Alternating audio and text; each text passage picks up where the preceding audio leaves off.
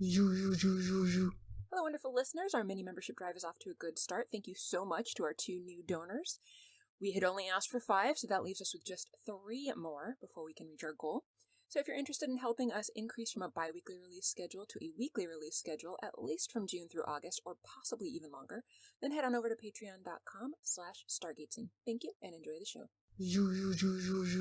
So, no. I'm gonna stop saying so. I feel like that's my new, You do say so Yeah. a lot. I cut it out a lot. But it's not as often as so it's not quite that extreme. I say it a lot too.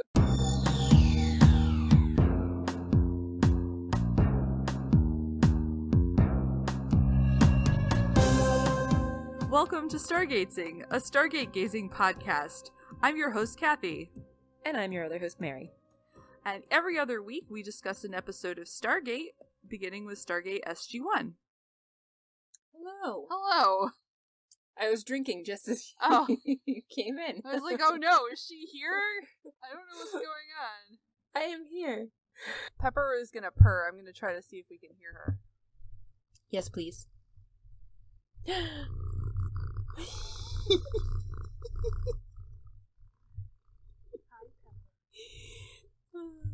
Hi, Pepper. That's delightful. She's so cute. That's very cute. She's desperate to hang out with me. Oh, Which is also cute. that is very cute. Coconut is often desperate to hang out with me. Potato's just kind of a jerk and only likes to hang out with me when I'm trying to sleep, and she wants me to wake up. Of course. Species. That's when it's potato time. Woohoo! I like that you named this Indeed. Everything is the Worst. It goes along with my mood. Just noticed that. Instead of our normal recording name of whatever the episode is, it just seemed appropriate for today. It does. Yep. But so anyway, aside from agreeing with me that everything is the worst, how are you today? I'm doing okay. I'm doing alright. Good. I got up in the morning and I did the exercise before the work, and that always puts me in a better mood, and it makes me angry, though, that it does put me in a better mood because I don't want it to. I've been trying to do that, too. I didn't actually do that this morning, but I also only work like an hour. We're recording this on Friday. I only work an hour on Fridays, Woo! So I was like, ugh, I'm just going to do it after, because I was so tired. The stupid cat caught me up at like 5 o'clock in the morning. She's like, I'm going to knock all the shit off of your kitchen counter. I know I'm not supposed to be on the kitchen counter, but I'm going to knock all the shit off of it anyway. And seeing as we just finished building the giant Lego Jurassic Park thing, which I'm so excited about, and that actually happens to be currently sitting on the kitchen counter, Ooh. I was very paranoid about exactly what it was she was knocking off the counter. It was not that. It was, I don't even know what it was, but it wasn't anything in my Lego kit, good. which would have made me cry. Yeah. 3 days. 3 days of building. Nice It was super job. fun, and it was the best Christmas present ever. And yeah, I know it's not anywhere near Christmas, but, Whatever. We moved and a bunch of stuff happened, so we only just got around to it. Who cares? Yeah. So we started late so that you could go to the liquor store. I just got fuzzy baby Oh, ducks, so Excellent. I've got some of that happening right now. An excellent choice. I was going to have a beer, but I decided I wanted something hot, so I made decaf coffee since I'm an old and don't drink caffeine this late at night, even on a Friday. Same. But then I put coconut rum and almond milk in it. Nice. Yeah. Nice. That sounds Yeah. good. Except for the coconut rum, which I wouldn't like, but Which you but hate. I'm happy It's for delicious. you that you enjoy it. So It's great. Yeah. Yeah. They seemed pretty confused that I ordered 1 6-pack from them. And I was like, dude. Oh no. They know your purchasing habits, and they're like, "Are you okay?" Because I show up like every few months and just buy multiple things, but yeah. They're like, "You meant to order like 5 of those, right? We know you." Yeah. Didn't you need some coffee stout to go with that too? Obviously. Well, not today. Sorry. Yeah, my sweetie said that at one point he went to one of the liquor stores near. This was actually like right before we moved. He went to the liquor store, and they're like, "We'll see you next Friday," and he's like, "I can never go there again." Yeah, no. I normally like that they know me there, because it's not about me buying bulk beer, but I've been going there for so long now as a customer that it's nice. But then at the same time, like, ooh, not your usual. And I'm like, okay. Yeah, I live in fear of that at most places. Yeah. Like, nobody needs to know my habits of eating and drinking or whatever. Anything. Yeah. I don't want anyone to know me or recognize me. Nope. Places. Nope. Although, actually, that'd be funny if someone ever recognized me from the podcast. Pepper does, too. Sure, her purring just got louder when we were talking about it. Oh. So cute. She sends her love. Pepper's love is golden, so, if you've got Pepper's love, you've really got it made. It's true. I hope everybody listening right now feels very special because of that. I feel special because of that. That makes my whole day. You should. Oh, she's so cute. She's very cute. Oh, look, it's another cat cast. Just like, it's fine. I feel like we should change the name because it's, a lot of it's about Stargate, but then a lot of it is about our pets or about how much we're drinking too much. Yes. And the occasional work complaint, but we try not to talk about work a whole lot on here. Yeah. Some guy on the bus sat right behind me today. I almost lost it. That's the worst.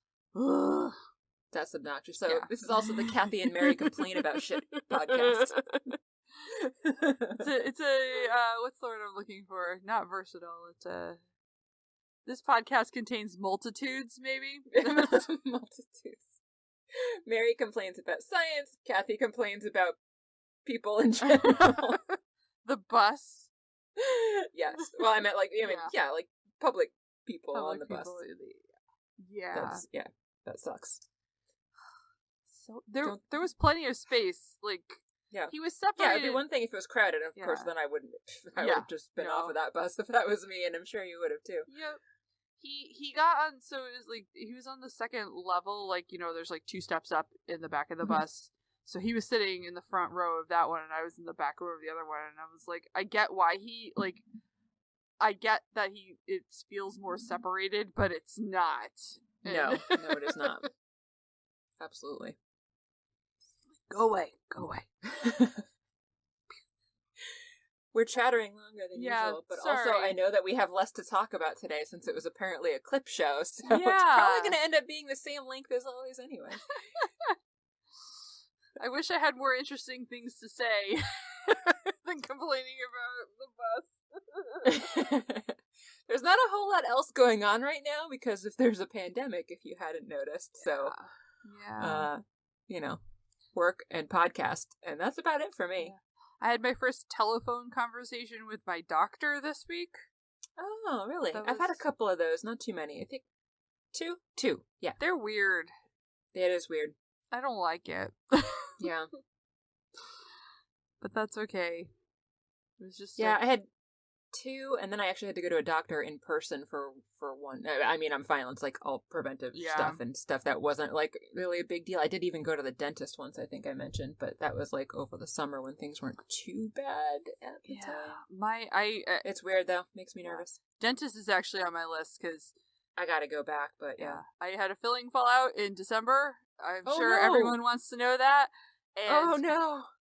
It's been a rough time working my way up to like wanting to call. It doesn't hurt, but it still needs to get taken care of. Yeah. Well, that's related to why I did go to the dentist, because I had a filling fallout, and then I ended up needing a root canal, which was super fun. And then I got a crown on that, and the crown was hurting, so I thought there might be something wrong, and so that's why I wanted to make sure I got to my dentist appointment in the summer before things started to get worse again. Yeah. And it was fine. That was a good call. I'm sure everyone cares about my crown. My crown is fine. My teeth are fine. Everyone cares about our doctors and dentist visits. They do. Yeah. Absolutely. Maybe we should actually talk about the podcast. Yeah, let's talk about the episode. Kathy and I also haven't talked to each other in a while because we haven't been doing our weekly campfires, so now we have way more random shit to talk about before we actually get to podcasting. Because it's been too cold and I don't have a backyard anymore. And... Yeah. I know. That just brings us back to everything being Yeah. Back again. Yeah. Back again. So what are we actually talking about today? Today we are talking about the Stargate SG-1 Season 1 episode number 21 by our counting, Politics. Mm-hmm. And it is full of politician, so... It is. That it is. Yeah. We'll continue to sit here and drink while you talk. Excellent.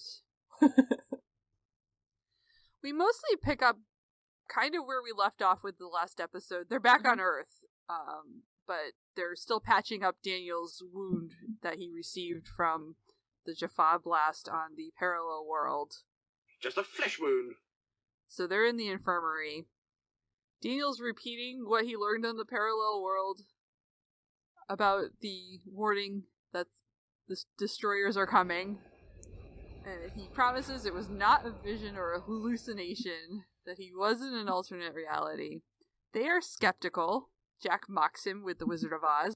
And you were there, and you were there, and there's no place like home. And Sam's like, it's not like we don't believe you. And Jack's like, it's just that we don't believe you. At this point, I would think that they should maybe stop being quite so skeptical. I would have thought so too. Because, they were talking about Hathor being crazy, and we all know how that ended. Yeah. But here we are. Yeah. They live at the SGC is not a very friendly place for people that do have mental health issues happening, and also there are people that aren't having mental health issues that are being accused of having mental health issues. So yeah. Anyway, so Sam asks Daniel to list, or asks him about the differences between the worlds. So he lists some of them off. Jack and Sam are a little caught up on the they were engaged thing in this other world. Just a little. And Sam asks if doesn't the fact that there were differences between the world mean that they're not good, that they won't have the same events happening. And Daniel says the defining event between the two worlds was the death of Ra. And I was like, how does he know that for sure? But yeah. That's fine. Also, were Ra and Apophis allies or something? Because to me, it wouldn't really seem like they're separate gods, and the gods don't necessarily seem to get along with each other. So I didn't really see how they could really say it was the death of Ra. Yeah. I mean, the discovery of the Stargate for sure, but the death of Ra necessarily, I don't know. I would guess maybe if one human world is revolting, they have to worry that others might try. So yeah. That's a good point. It's time to take those humans down. Kill them all. That is a good point. Yeah. So, there's an attack coming of retribution, Teal'c says. Mm-hmm. And Jack's still hung up on the engaged thing. Sam's thinking about science and says, theoretically, this is possible. And Jack's like, it's against regulations. And she's like, I'm talking about the physics. And she says it's a possibility. Hammond comes in with a guy who I meant to look up if we must have seen him before, but I can't remember where. It must have been early on. Okay. I didn't remember him either. Yeah, they acted like we should know who he is, and I also didn't remember, so I'm glad it's not just me. No, but I feel like it's probably just we forgot. Yeah, most likely. There were some episodes where they talk about how they're not really producing a lot of technology and stuff, but I can't remember who was the No, that was the secretary. Oh, right, that was the secretary, Kennedy. right. Well, anyway. Was he associated with Kennedy? Mr. Secretary? Maybe. I guess I could look this up. I'm looking it up right now, so you can keep talking Okay. while I look it up. So Hammond comes in with now Lieutenant Colonel Samuels. Jack says you'll always be Sparky to me, which... Yeah. So there's not a lot of love here between these folks. Samuels is here, apparently. There's a hearing, and this is news to the team. There's a meeting, he says, with Senator Kinsey, and he thought SG-1 was going to be there to testify. Hammond's like, they will, but they just got back last night. Samuel tells them that Kinsey doesn't like what he sees with the Stargate program. And they have a hearing at 1400 hours, and he smirks at Jack and leaves. Dun dun dun. Credits. Credits. Apparently he was actually in Children of the Gods. Oh, okay. I don't remember him from that at all. So, Man. here we are. Okay, well. But he's credited as being in that Okay, episode. okay. Welcome back, Samuels. Yeah. Welcome back. After the credits, Hammond is on the phone with his bestie, of course, the red phone. And it sounds like the president is wishing him luck on what's about to happen. And Jack is like, doesn't the president outrank a senator? But Hammond says that Kinsey is chairman of the Appropriations Committee, and he wants to know what's behind the line item known as Area 52, which is listed as an unofficial project, but it's costing $7.4 billion a year, apparently. And the president and the Joint Chiefs thought that if they explained the program to Kinsey, that Kinsey would understand and realize the importance of it and just sign off on it, but apparently that is not actually what happened. They explained it to him. The senator still didn't think that it was good enough, and so after reading some of the mission reports, he's decided that he's just going to cut off funding. And Jack starts suggesting things like bake sales or car washes, maybe a garage sale. Hammond is not at all amused by this, and Jack asks how one man can have so much power, and Hammond's like, well, the Constitution says he can. Constitution, okay. That thing, you know. Whatever. They do talk about the fact that ordinarily there would be a Senate debate over the worth of a program before it's just cut like this, but with the Stargate being a private program, they would have to make it public knowledge in order for there to be a Senate debate. And President and Hammond have both agreed that the public is not ready for that, so that cannot be an option. People would not be ready for that. No. No, they would not. I just can't even imagine the conspiracy theories I know. in a world where everyone knew about the Stargate. There's conspiracy theories now that what fell in Texas isn't real snow. So if there's conspiracy theories about that, then there would for sure be it would just be chaos. I have not heard that. Why? Oh my gosh, Why? I'm sorry. I'm sorry to break that to you, but yeah, that's a thing. I weep for this world. Yeah. Wow. Yeah. Okay. Mm-hmm. On that note. On that happy note. Yeah. O'Neill is sitting in the conference room in his dress uniform. I did notice that Teal'c and Daniel don't even make any kind of attempt to even clean themselves up a little, while the rest of the military all has to be in their best. And yes, I thought that was weird. Maybe they don't have any other clothes. I don't know. Yeah, I mean, at least Teal'c was looking like he was wearing a nice crisp jumpsuit, like a clean pressed jumpsuit at least. But Daniel was just wearing Shelby a t-shirt or something. Maybe he's still discombobulated from his wound. Yeah, maybe can't handle it. But it's just this is strikingly different. And yes. I guess Jack looks apprehensive to Teal'c, and Teal'c thinks that he seems more apprehensive than he would heading into battle. And Jack's like, I prefer battle. Daniel wants to share his parallel universe experience and warn the senator that bad things are coming. But Jack doesn't want him bringing up his wacky alternate universe adventures. He tells him to save it as the ace in the hole. Before Daniel can find out why Jack wants Daniel to keep this to himself, the rest of the gang arrives to start the hearing. They all introduce themselves, or some of them introduce themselves to one another. I think it's only Jack that actually introduces himself, Oh, okay. And I thought that was weird, but then apparently when they sit down, Kinsey correctly guesses everyone else's names. Yeah, he knew everybody. Anyway. Jack tells Kinsey not to believe what he's heard. He's actually a nice guy. Har. When they sit down, Kinsey looks out at the Stargate and calls it the drain through which the money flows. Yeah. So we know where he's coming from off the bat. Yeah. Clearly unbiased. Yep. And as you said, he calls out all of the team members by name. Teal'c with an apostrophe, which is just okay. Yeah, that seemed weird to point that out to me. Like, almost like he was, like, pointing out the fact that Teal'c is different, which I thought was also obnoxious. Yeah. Kinsey lets them know he loves the military. I mean, he thinks service of country is very important, and that is what he has done with his life in his own way. But he is suspicious of secretive things. How come you guys got such great parking places? It's a secret. Shut up.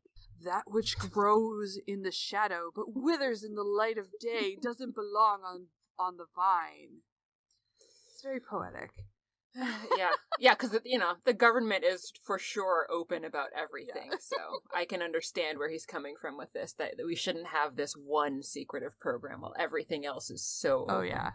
Yeah. He's done some research, he's read their missions. He says they've averted tragedy on a global scale by the skin of their teeth and have nothing to show for it. Yeah. He is not a fan. No. But he says he will hear them out because he's been wrong before. Yeah. And he's not biased. He's open-minded. He's pointed that out a couple times. I've got an open mind. Keep, you know, remember that. Yeah. Jack says that Samuels has been against the Stargate from day one. Samuels says he's impressed with the technological marvel. And Sam says this is so much more than that. It's a giant step in understanding of the universe, and they've learned a lot about astrophysics very quickly, a lot more than they've learned in, like, decades before. Daniel starts talking about the insights they've gained into human cultures, and then they start talking about Pandora's box. Because Kinsey's like, you've opened up Pandora's box. Daniel explains the myth of Pandora's box, and they keep talking in their metaphor. Yeah. For quite a while. Yeah, and they have a back and forth where, you know, Kinsey's like, this box opened, terrible things happen. Daniel's like, but she closed it in time to keep hope inside. And Kinsey's like, yeah, we gotta close the gate for the same reason. Gotcha! Jack's like, I'm just a folksy military man. I prefer facts. Your Honor, I'm just a simple hyper chicken from a backwoods asteroid. The gate and the box are already open. They've made an enemy by killing Ra. They are a threat to the gold. Kinsey takes issue with the word threat. Yeah. He's kind of the worst. Along with our theme of the worst, Kinsey's the worst. I mean, in theory, there are some things that he says that I'm like, yeah, I kind of agree with that, but in the context of this show, he's the enemy. Yeah. Kinsey takes issue with the use of the word threat because it costs too much money to be that prepared. And then they talk about how it's $7.4 billion. Yeah, he's trying to say that, like, we're spending too much money, not just on this, but, like, on everything that prepares us for all these potential threats. And, like, yeah, because otherwise we end up with things like what we're actually seeing in real life now, like, issues with global climate change and pandemics that we weren't prepared for. So, yeah, you gotta spend money to be prepared for stuff. Jack tells him they're maintaining the first line of defense against the greatest threat humanity has ever faced. Kinsey's like, hyperbole. And Jack's like, try dialing P4A771 and see how long you last. Do you know what planet that is? I don't actually know. I did. Oh, okay. I looked it up. I didn't know it because that would be insane. It is... It's the planet that the start of the episode Solitudes, which is the one where they end up in Antarctica. It's the planet they're on first that they're getting fired upon, and then they go through the gate, and the firing is what causes them to split and end up in Antarctica instead of this gate. That's the one that's got, like, all those weird pillars with the whatever machine, people, beings, something firing on anything that comes through, right? Yeah, okay. Kinsey then says, like, the Cold War is over. Like, that has any relevance at all to aliens. Yeah, not so much. He says that he's always hearing doomsayers in uniform talking about saving America from barbarians at the gate, and Jack's like, well, the Golds are barbarians, and they are at the gate. Right. Kinsey thinks they should just bury the gate, and Daniel then tells them that they believe that they are coming in force in ships, and Kinsey's like, they'll regret taking on the U.S. military. That was so cringy. Yes, they're coming here in spaceships that we don't have. Well, that should tell you something about their level of technology. yeah, well, fortunately, and how well we'll fare. Daniel snarks, we'll just upload a computer virus. I loved that reference. Me too. Into the mothership, he specifies.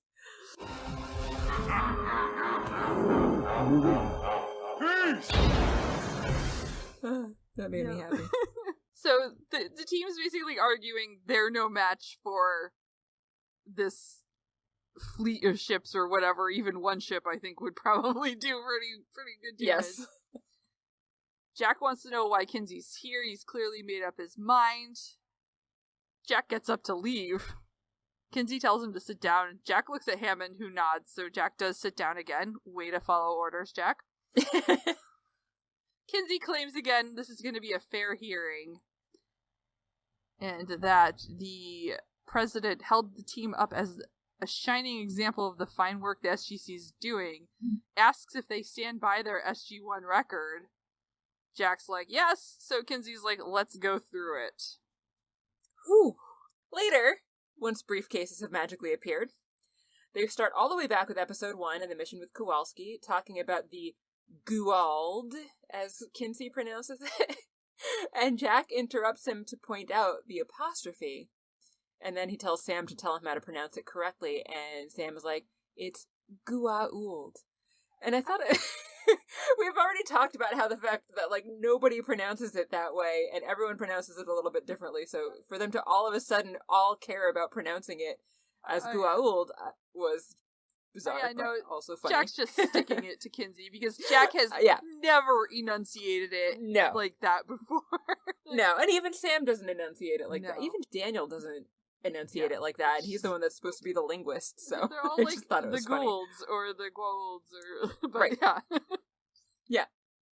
Samuel starts reading from Jack's report about the mission, and this is where we start getting all clip showy, and we get a flashback of the scene to Chulak, and we get the whole thing, basically, of SG-1 and a bunch of the locals being held prisoner, and Apophis gives the order to kill everybody, but then, of course, instead, Tilk ends up joining them, and they replay, as I said, a whole bunch of this scene.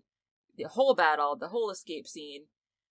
We go back to present day, and Kinsey says, so even with you all in the palm of their hand, one of their own was able to set you free. And so he's basically saying, like, see, they're really not so tough after all. And Sam tries to explain that it wasn't really that simple, so Kinsey has Samuels continue reading on.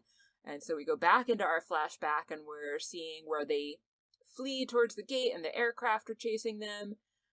And Kinsey says that it seems to him that Kowalski made very light work of the Death Glider. And Jack's like, well, yeah, but that one was taken by surprise. They didn't know that we have the technology that we have, but it's not going to be so easy the next time that this happens.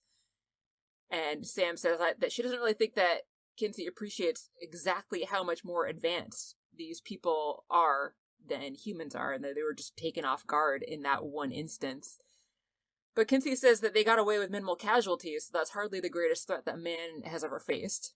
At this point, the gate suddenly activates, and Kinsey starts looking nervous and asks what's happening. But Hammond says it's just SG-2 returning, so it's nothing to worry about. But Kinsey's like, no, I disagree. I think it is something to worry about. And that also just made me want to punch Kinsey in the face. Good job, Hammond, knowing what's going on in your base. Yes. He didn't even have to check. Nope. I was proud of him.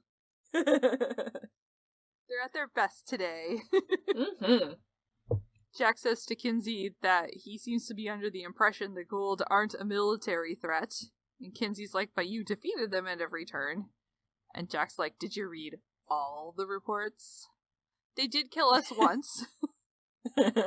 So, yeah, which leads us into, that is true. Yeah, another flashback, at this time to the episode with the Nox, where Apophis and his Jaffa kill all of SG-1 as SG-1 tries to ambush him and fails. What? I know. They are then revived by the Nox. Don't worry, they didn't die. Oh, I know. Yeah, I was worried there for a second. After that clip, Sam says to the senator that if they can generate an energy shield around one person, they can also do it with armies and ships. I don't know that logic really tracks, but I think that they actually can, so I'm not going to argue with that. Kinsey says, well, have you ever actually seen one of these ships? And then we actually get a surprise flashback to the movie, which I was not expecting, because I had thought that they had to change character names because they didn't have the rights to the character names, so I was surprised that they were able to get the rights to this clip. But we see Ra's ship landing on the pyramid, and then we also got a flashback to Nirti's vessel, and the aircraft firing on Jack and Teal'c as they were trying to run from the observatory to the gate from the last episode. Was that the last episode? Oh, was it? No, that was the one from 2 episodes ago. And then we get the whole scene where Teal'c is describing the history of Nirti, and Kinsey's like, but you escaped, and on foot. See? So, yeah, it's not so bad. And then Daniel points out that SG-7 and also the entire population of the world did die. So yes, they escaped, but a whole bunch of other people are dead now. Yeah. And then we get a flashback to Carter Face. Carter Face. To demonstrate that the Goa'uld are capable of destroying entire civilizations, they do a flashback to Cold Lazarus, and specifically they show the Carter Face in the lab, as well as the crystal on the planet that Jack touches. I think that was about it. Yeah, that's pretty much it.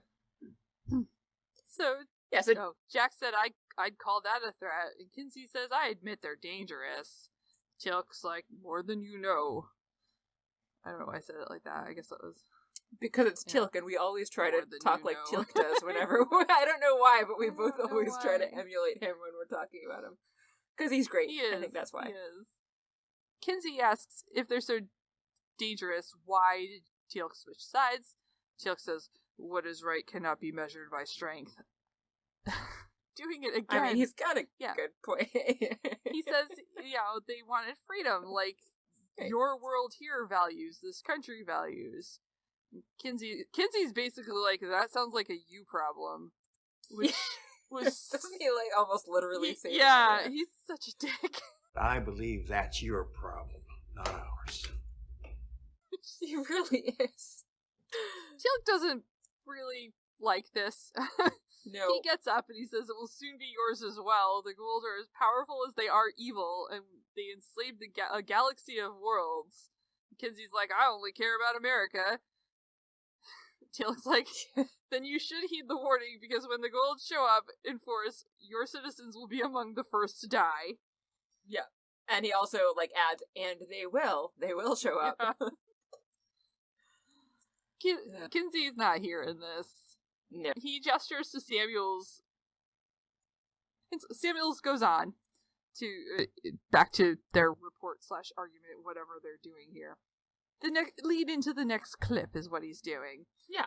So in that next clip, back to Kowalski returning from Chulak with a Goa'uld and discuss how he nearly destroyed the entire facility, and we get the whole flashback of the scene that Kathy and I loved so much of Teal'c on the ramp and Kowalski trying to leave through the gate, and there's a fight, and then Kowalski ends up losing the back of his head in the end. And in the present, Jack's like, yeah, we did stop them, and Kinsey says, well, yes, but on that occasion with the loss of a fine officer. And what about the plagues you can bring through? And this is the only time that I thought that he really had a good point, because we've already talked about this many times before, so I'm not going to continue to harp on it.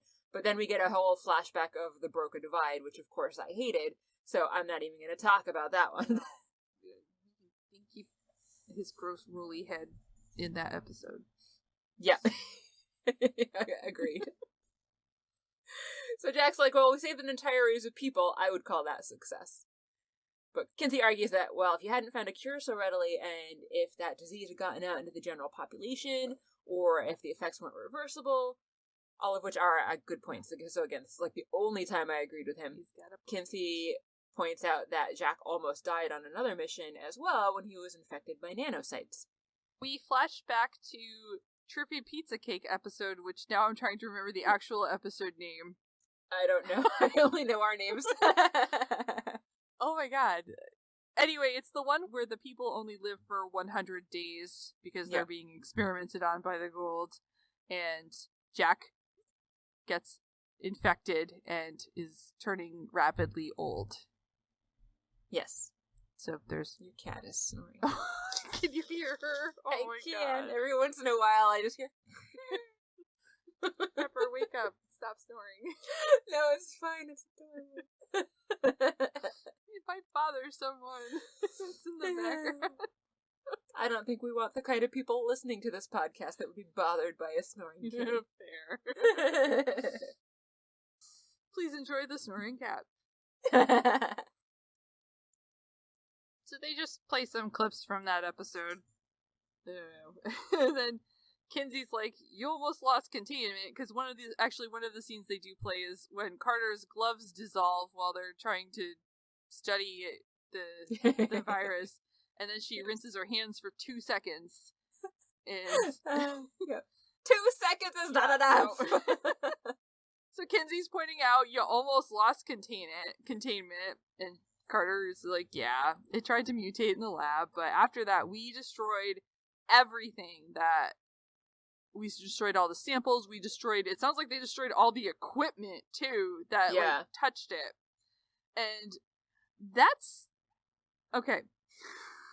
That, I felt, was silly. So Kinsey had asked, what about next time? And she's still talking about how they destroyed all the equipment that they had for this. But I thought he might be referring to a future incident that hasn't happened yet, but might happen. So she seemed like a little dense to me on this answer. Yeah. No, I agree. I thought that also seemed weird. I had the same impression that he was basically saying, like, what about next time that we get any plague kind of thing, not just what about next time that thing comes back. I agree. Yeah. So well, Daniel says that planet's fine. SG2 went back there. People are living long, productive lives. They're proud of it. It's been like 2 weeks. How do they know they're living long, productive lives? Don't know. Jack says he might retire there. He does. Well, Cynthia's waiting there for him. That's true. And Kinsey's like, this is like a game to you? And Jack's like, no, I respect the Stargate because we know how dangerous and important what we're doing is. I thought this part was weird because if anyone's been acting like this whole thing is just a game to not be worried about, it's been Kinsey. So the fact that he then turned it around and was like, you guys all think this is a game, I thought that was strange because, as I said, that it seemed to me like that was what he was kind of doing. He does have a logic problem that comes out a few times, I think. Kinsey says they're reckless children playing with fire. And Jack's just like, yeah, if you shut down the Stargate when we need it most, but Kinsey's like, what for? And Sam's like, to gather technology. And Kinsey's like, not at this price or level of competence, which Hammond is like, that's a low blow. No, these are my best people out there. And Kinsey's like, your best is not good enough, dick. Yeah. He's just the worst. Oh my god, this goes on. So Kinsey's like, I don't approve or support your endeavor and I've seen nothing to change my mind, and I'm gonna shut this down. So this is, of course, where Daniel decides it's time for that ace in the hole that they were talking about earlier. He is gonna tell Kinsey all about the ships and his experience on the other planet. So he says, well, what if I told you a ship even larger than the Great Pyramids could be landing on this mountain in weeks or even days? And Kinsey's like, well, why didn't you say that sooner? This is something that I do think is relevant. And Daniel says, because I didn't think anyone would actually believe me if I didn't see it for myself. I wouldn't believe it either, but if we shut down the program now, he says they're not going to have any chance of stopping them when they get there. They'd already mentioned the possibility of ships before, though, and Kinsey was already dismissive, so all of a sudden now he's willing to listen. But I mean, I guess that's good, but I thought it was a weird shift, though. I guess because Daniel made the threat more imminent, maybe? Yeah, probably. It wasn't just a hypothetical so much as an imminent threat in his wording, But Daniel starts talking about the last mission and how they learned about the civilization with a level of technology similar to their own. So that planet that was collecting artifacts on the planet that the mirror was on is the one he's referring to here. And he tells Kinsey about the fact that they were annihilated but left a message saying beware the destroyers, which Kinsey seems to think is pretty ridiculous because he looks like he's about to laugh in Daniel's face at this point. And Daniel says that along with that warning, though, they did leave coordinates for the site that the Goa'uld would be launching an attack from, and Kinsey's like, well, did you all witness this morning? And Daniel says, no, it was just me. And Sam kind of chimes in here and mentions, we think Daniel was transferred to an alternate reality. So now all of a sudden they believe him, apparently. Oh, well, you know, they have a common enemy here they need to band together. True. And Kinsey's like, I beg your pardon. So Daniel tells him about the mirror and how he was transferred to the alternate reality and gives a little bit more on that. We don't actually get a full flashback here, but he tells them more about that story. Kinsey literally laughs at this point and says he's heard enough, kind of shoves Daniel aside, and then just walks past, and then another random lady follows him, and she's also laughing and covering her face, too. Oh, I didn't notice that. Yeah, she was behind the rest of them, but I thought it was funny. So Daniel calls after him as he's leaving and says that Earth was going to be attacked from space, and we would be defenseless against those weapons. Kinsey tells Daniel he does not suffer fools. And Daniel's still trying frantically to explain that when we killed Ra, we set in motion a chain of events culminating in an attack on Earth by the Goa'uld. And Kinsey wants to know why they've waited. Teal'c says it would have taken them time to gather their forces. That makes sense. Yep. Daniel says he has the location of the launch of the final attack. Let us just go there and find out what's happening. And Kinsey's like, how many ships? Has anyone detected anything? Daniel's like, I'm not sure of the exact details because this was a different world, but, you know, not different enough that there won't be an attack. Right. And he says he's not crazy. And Kinsey's like, he's not unused to 11th hour pleas. Yeah. So he's just not buying this at all. He does say that it's the most desperate 11th hour plea he's heard, though. That's true. Yeah. Good job, Daniel. I guess. Daniel, to be fair, in everyday life, not stuff like this, he probably doesn't hear a lot about alternate realities as a reason for something. Probably not. Daniel reiterates, they're coming. Kinsey's like, let them come. Ugh. Jack says, you're talking suicide. Kinsey's like, you underestimate the nation. This nation. I'm like, stop it, dude. Yeah, what are you doing? It just keeps getting worse and worse from here. Teal'c says, you underestimate the enemy. Apophis will not rest till your people worship him as their gods. And then Kinsey's like, there is only one God, sir, and he would not allow this to come to pass. One nation under God. There's a lot of sirs being thrown around here, too. Like, everyone is just addressing each other as sir, sir, you sir, sir. Sir, yeah. But what the fuck? In what world, in what world is the God that Kinsey believes in gonna come and stop an alien attack? Right. And that is literally what Jack asks. Oh, right. Well, he didn't actually ask it so much as make that a statement. Yeah. And you think God is going to save us? And Teal'c tells him the Goa'uld believe they are gods, and that the humans' beliefs will not persuade them to not attack. Yeah. Kinsey, like, if they come, we'll tell them we buried the Kate, and we'll never step through it again, and if challenged, we shall prevail. Completely ignoring the second gate, which we haven't seen again since that episode. I wonder if they didn't tell him about the second gate. It's possible, yeah, maybe. But anyway, as Daniel says, he's a fool. Yes. Kinsey's like, if they don't come, which seems more likely, at least Pandora's box will have been closed once and for all. He really loves that metaphor. He exits. He does. Smirky Samuels is like, for what it's worth, sorry it had to end like this. F that guy. Yeah, seriously. So Hammond throws him out. Yes. Get out of here. At this point, Teal'c asks for permission to return home, which makes sense, before the gate is permanently sealed, and he then says that if the world doesn't intend to continue the fight against the Goa'uld, then he no longer belongs here, and Jack says that he is pretty sure he's just going to go with Teal'c. But Hammond says he can't allow either of these things to happen.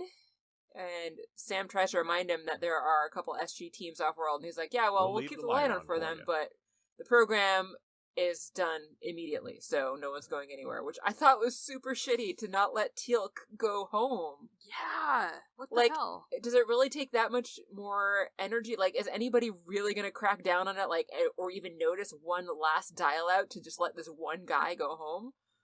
Yeah. I don't know. Yeah. Anyway, Jack and Sam are basically like, so it's all over then? And Daniel says, well, with all due respect, the senator is an ass. And, which is basically what Kathy and I have been saying this whole time, too. But Hammond cuts him off and reminds him that Kinsey is an elected official, that they are sworn to serve. So whether they agree with that decision or not, doesn't really matter. Commander-in-Chief has given them their orders that they're going to go along with Kinsey's decision, no matter what that decision happens to be. And so they're dismissed, and Hammond leaves, and we get a nice, actually, artistic finish to the episode. We get a distant shot from the vantage point of the gate. We actually get the first view of both windows, the window to the control room below, and the window to the meeting room above. In the meeting room above, SG-1 are standing about in the window, and they all come forward to look out the window towards the gate. Camera zooms in on them. And then we get the to be continued flash across the screen. Dun dun dun. Ooh. Wow. I bet it's for sure closed down. And then this is it. So this has been a fun podcast, Kathy. Yeah. Good job. Yeah. I guess our next podcast will just be like we were talking about before, our cats and beer. Yeah. Or my coffee drinks with rum in them. Yeah. Maybe we could talk about Eureka or Resident Alien or Resident Alien. That's a fun show. It was so good. It's a good show. I'm really enjoying it very much. Sorry to interrupt here, but in our excitement over Resident Alien, we got a little bit too spoilery, so I didn't cut out the conversation altogether, but I did move it to the end past the final outtake if you're interested in hearing our thoughts on that show. As I said, we are rewatching Eureka again because you're rewatching it. Because you are watching it now for the first time. I'm like, yeah, we need to rewatch that. Yeah. So now we're watching that again. Yeah. So, Kathy, did you like the episode? I mean, I don't think there's a lot to really like or dislike. I mean, there are things to dislike. Kinsey sucks. But yes. I think as an episode, it's really just a clip show / setup for the finale. Right. So I have a hard time being like, oh yeah, I like that. To be frank, when I've watched this episode before, because this is not my first time I've seen it, I usually fast forward through all of the clips. Yeah.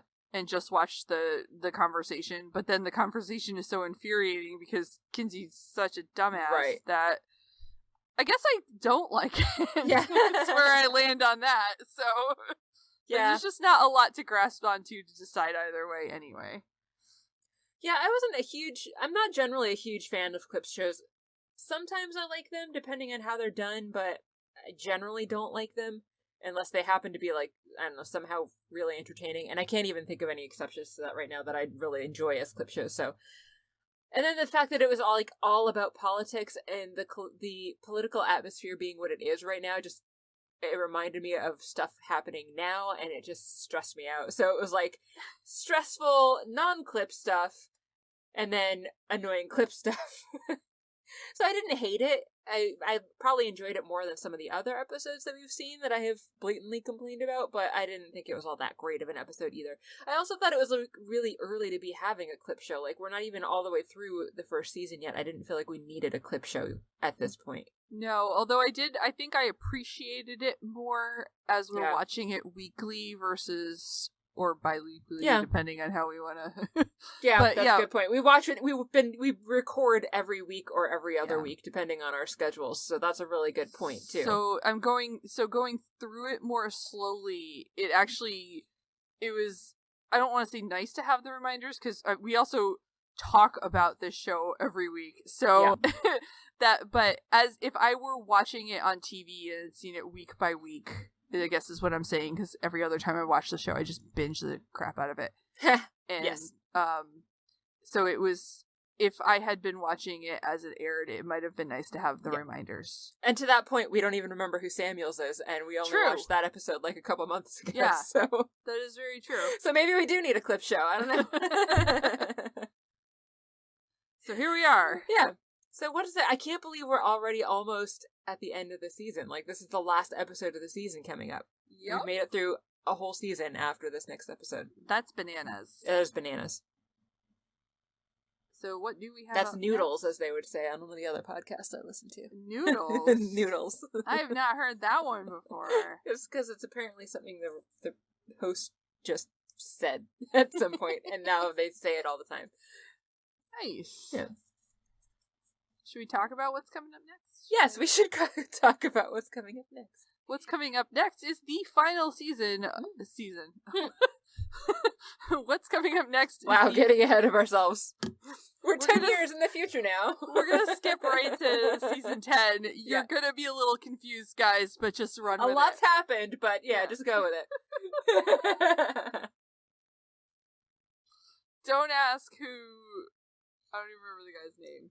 Ben Browder's name. I can't. I don't remember either. Don't ask who Claudia Black's character is either. She's Vala. I remember her name. But I almost called, what's his name? Oh god, I just said his name too. Ben Browder. Ben Browder. I almost called him Jack Shepherd, which is the main character for Atlantis. So, yeah. Anyway, next up, yeah, is the final episode of season 1 of Stargate, Within the Serpent's Grasp. Ooh. As the government prepares to mothball the Stargate project, O'Neill and the SG-1 team take an unauthorized trip to try to stop the Goa'uld invasion. What's gonna happen? I don't know. Fortunately, we can watch that and then I could go watch it right now. We could So go could find everyone it. else, because it's on Netflix. Yay! Yay! Which is where I read this description. Nice. BT dubs. Excellent. Is it a spoiler to be like the thumbnail image for this is Skara? What? Slightly spoilery, but Slightly I think we'll leave it in anyway, because it's a thumbnail image that anyone that wanted to watch it would see. So, yeah. I see Skara. Amazing. So I gross. also hear snoring. Yes, there's much snoring happening right next to me. I see Skara. I see dead people. And snoring. She's a very loud snorer. She is a very loud snorer. It's adorable. Anything else? I don't know. I don't think I got anything else. Right. Might be time for another duck. Yes. I already made Jeff come in and bring me a beer that I have also already gone through. That was Nice. because Jeff had delivered it to me. That's sweet. And I wish I had somebody to deliver me beers. I But also then had to send him like 4 text messages in order to get it. I would also then want them to go away, though. So He did go away. I'm back in my cave now. that's true. But you live together, so It's true. he's not gone. I just want No. somebody to come in and bring me a beer and go away. I'll do it. I'll drive down. Thank you. I appreciate. I'll be that. there in like a half an hour. Beer's on the table because I don't refrigerate things. Of course not. You don't like cold drinks. No. I'll put it in the fridge later, but it's out now because I'm gonna drink it. That's fair. All right, well, that's it for us today. Make sure that you subscribe to us on your podcatcher of choice so that you can get our episodes as soon as they are released every other Monday, or you can also find us on YouTube. We very much appreciate reviews and likes, and word of mouth as well helps other people to find our podcast. If you want to get in touch with us, you can email us at Stargatezing at gmail.com. You can find us on Twitter. We're at Stargatezing. You can like and share our page on Facebook or join our Facebook group. And of course, you can find us on patreon.com/Stargatezing if you are feeling generous and have any dollars that you would like to part with to help support the show and our production costs. Last but not least, you can check out our website at stargatezing.space. I'm Mary. That's Pepper. And I'm Kathy. you've been listening to Stargatezing.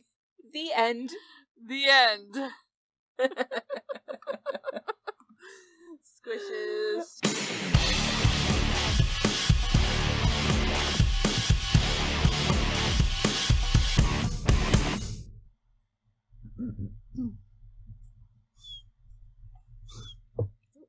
What is that? That's my nose whistling. I just tried to like breathe in. That's not normal. That's my nose. Why is that? Why is that a thing? Oh no. I don't know why my nose is whistling. It's probably because I'm drinking beer in a fort, but after wearing a mask all day, I don't know. Any of these things. You're weird. Hold on, let me see if I can make it stop. Mostly.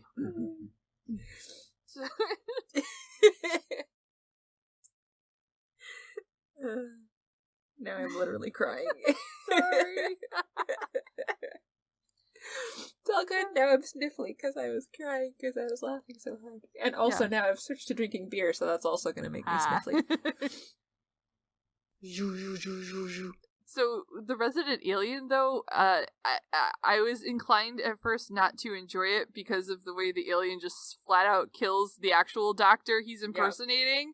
And but then at the end of that episode, obviously we need to cut all these spoiler things out, but yeah, you know, maybe I'll put this whole conversation at the end and be like, "Here's spoilers for Resident Alien." And then just, like, put this whole clip at the end. Yeah, so continue. But anyway, so at the end of that episode, when you find out he's there to destroy all of humanity, I was like, oh, all right, that's fine then. I'm okay with this now. I'm on board. I understand where this is. Now, you're not okay with him killing one guy, but you're okay with him killing everybody. Well, I guess because it's a more of an understanding thing, like, now I know he doesn't care about people at all. Like, that's not his thing. He's not like a cutesy alien, like, passing as human in this town. He's got a nasty mission, and he doesn't care. His motivations were more clearly understood, and that changes your view of it. Yeah. And it just made it better for me to be able to enjoy. So it's a good show. I'm finding it very entertaining. I think Alan Tudyk is doing an amazing job with it. He's so good. Mm-hmm. The freaking sheriff is hilarious. I love him. He's amazing, yeah. He's so funny. Just the shit he says. I know. I don't know why he's like the only one in town that's got a southern accent, but somehow that just makes everything that he says that much better. Yeah. It's just so bizarre. I love it. Yeah. It is a weird show, but it's great. Yeah. So